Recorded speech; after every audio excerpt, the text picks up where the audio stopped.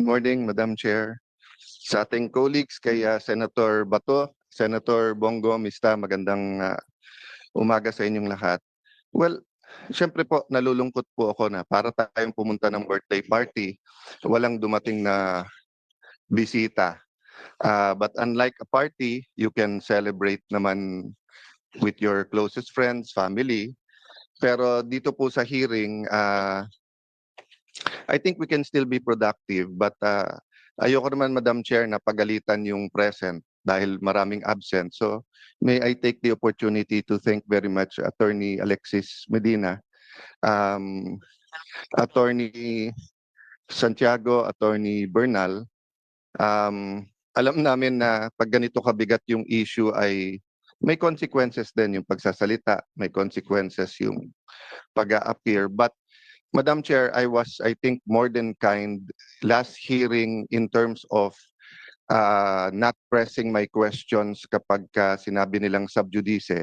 But just to clarify, well settled na yan, whether sa jurisprudence or sa history ng Senate, na mere filing of a case or mere pendency of the case does not stop the hearing, nor is it a reason for them not to discuss.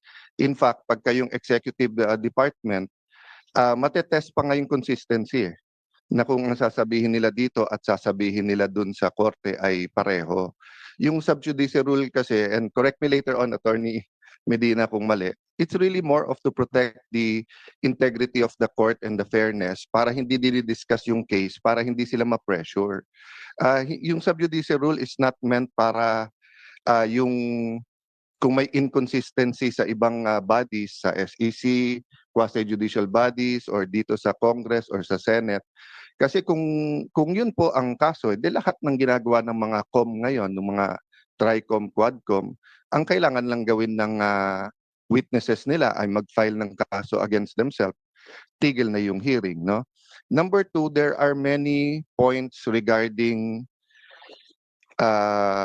other guests, for example, General Torre, no? He's not covered by executive privilege unless the president talked to him directly.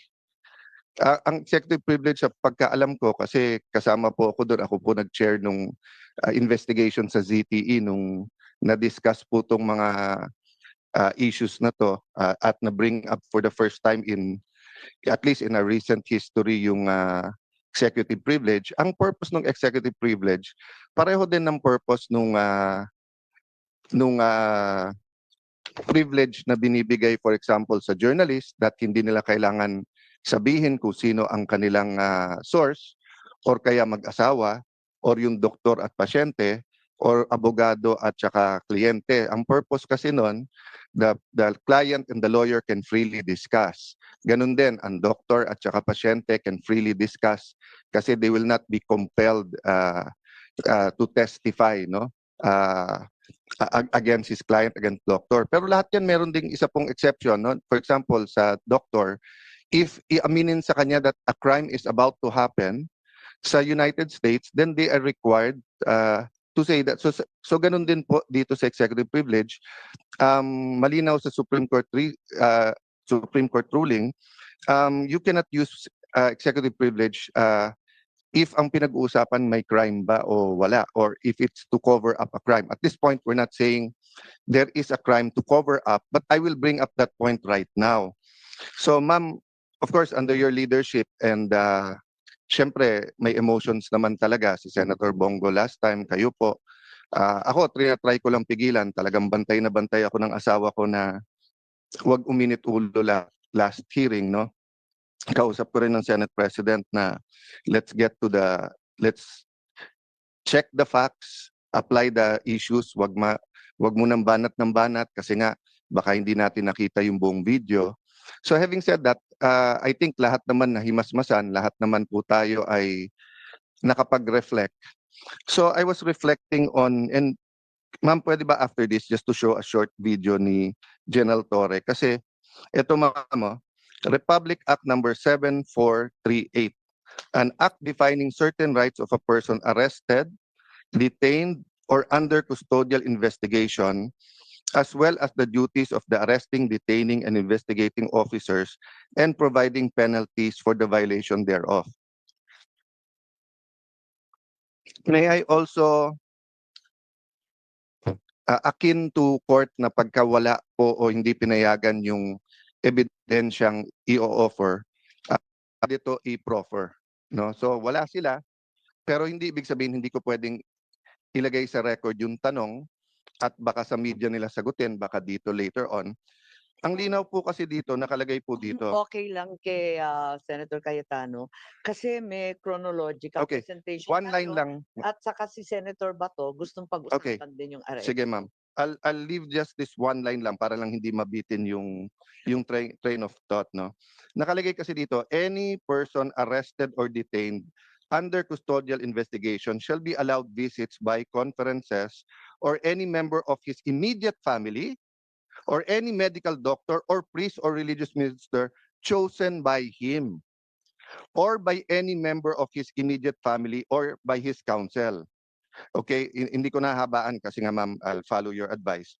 Ma'am, may penalty po to.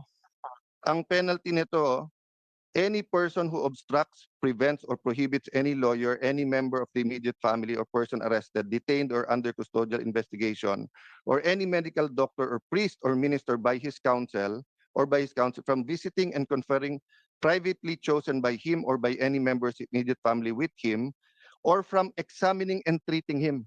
Ma'am, by his choice at any time, I'll go back to the title at saka dun sa nakalagay. Nakalagay dito, hindi lang custodial investigation basta arrest or detained. So he was arrested and detained. So even if magdebate tayo na custodial investigation ba yun o hindi, no? So ma'am, ang ano po dito, ang penalty is imprisonment of not less than 4 years nor more than 6 years and a fine of 4,000 pesos. So ang question ko, meron na bang report dito sa arrest at kinasuhan ba si General Torre? Last question, ma'am. Tuwing magpapa-aresto lately, parang ang pinaka-effective si General Torre, di ba? So nung pina-aresto si Pastor Kibuloy, grabe yung mga nangyari at ginawa, di ba? Nung pina-aresto po si President Duterte, yun naman pinag-uusapan natin, nakita naman natin.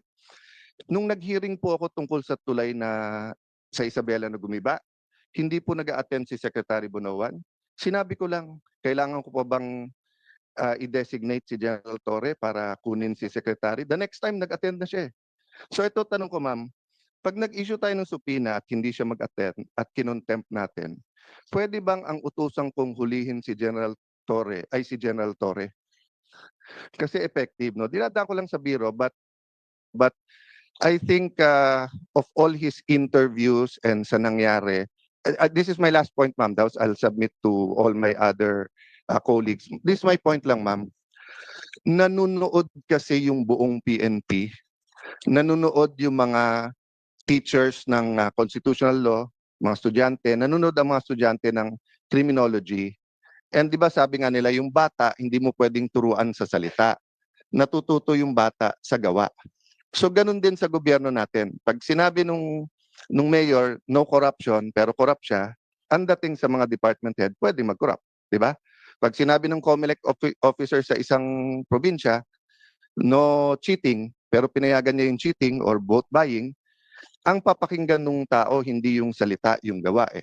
So kung mali yung pagka-aresto, nangangamba ako na especially sa lugar na walang internet, walang cellphone, baka ito yung masunod eh. Humihingi sila ng counsel nila o doktor tapos hindi pagbibigyan, no? And then the last point doon, ma'am, is that bakit kapag ka lower rank, meron pong isang vlogger, di ba, na PNP, na nagsorry na kaya parang okay, pero hinuli, tapos kakasuhan. I understand that at magandang rule yon na pagka ikaw ay sundalo o pulis ay hindi ka basta pwedeng hindi ka pwedeng partisan, di ba? Pangalawa, kailangan bantayan mo sinasabi mo. But I'll give you two examples, ma'am. Bakit po si General Torre, kung ano-ano sinasabi sa kung ano-anong interview, hindi naman napapagalitan. So ang dating po sa lower rank, bawal partisan kung kalaban. Kung kakampi yung sinabi mo, pwede. I'll go to a non-partisan issue. And I respect this person very much. I think he's one of the best chief of staff, personal friend, etc. Kaya lang, as a former secretary of the DFA, I have to mention this, no? When the AFP chief of staff said, prepare kasi madadamay tayo kapag ka-invade yung Taiwan, tayo po ay may one China policy. Ano po ang magiging reaction natin nung sa Marawi siege kung sinabi ng China, prepare kasi pag sinugod nila yung Marawi kapag nilabanan nila yung secession sa Mindanao, mai-involve tayo. Magre-react din yung foreign affairs natin, hindi ba? Kasi nga may one China policy tayo. Don't get me wrong, ha? Ayaw natin ng gulo sa Taiwan. Nakikisimpit tayo sa democracy ng Taiwan. We want them to coexist with mainland China. But having said that, we have to be sensitive. So the right person to speak is either the DFA or the presidential spokesperson, hindi po sundalo or police, no? So I'll stop there, ma'am. Pero sana nga consistent tayo para hindi nalilito yung mga kawani ng gobyerno kung ano talaga ang tama at ano yung mali. Thank you, Madam Chair.